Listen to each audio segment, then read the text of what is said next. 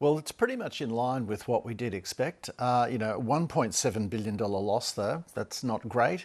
But the write-downs were pretty much spot on to what had been leaked out, $1.44 billion in write-downs. And of course, this isn't the first time Star's been forced to write down its casino operations. We saw big write-downs last year in the Sydney casino and also I think the Gold Coast as well. They've been written down further this year, but of course the biggest write-down is on Queens Wharf in Brisbane, which is the new development. And the problem is, it's not finished. It's going to require another $350 million worth of work done on it to be finished.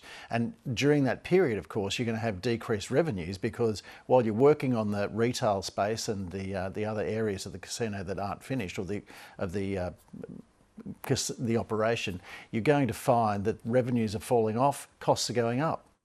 And there's no help from the Queensland government. The Premier today making it clear that negotiations to defer taxes are essentially dead in the water. Frankly, I find it astounding that they would be asking the state to defer taxes, to delay the payment of taxes while paying themselves performance bonuses. We're going to put the taxpayers of Queensland ahead of those executives.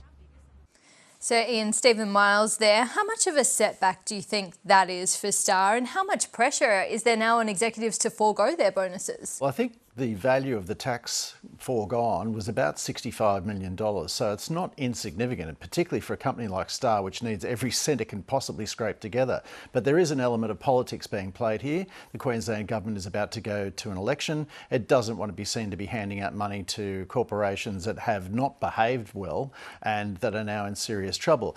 On the other side of the equation, Steve McCann, the new chief executive of Star, has only been in the job about 8 weeks or so. And from his perspective, he's not going to give up a bonus because his reputation is really on the line with this. He did save Crown from a similar kind of situation. He's put his whole reputation up for grabs, I guess, with this job, and he's not going to give up his own money.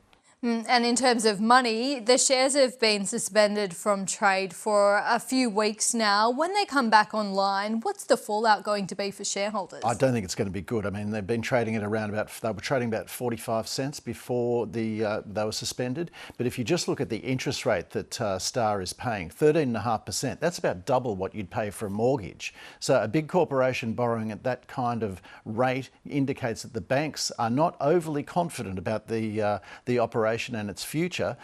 So I think that will probably filter through to the way the shares are traded when they come back on tomorrow.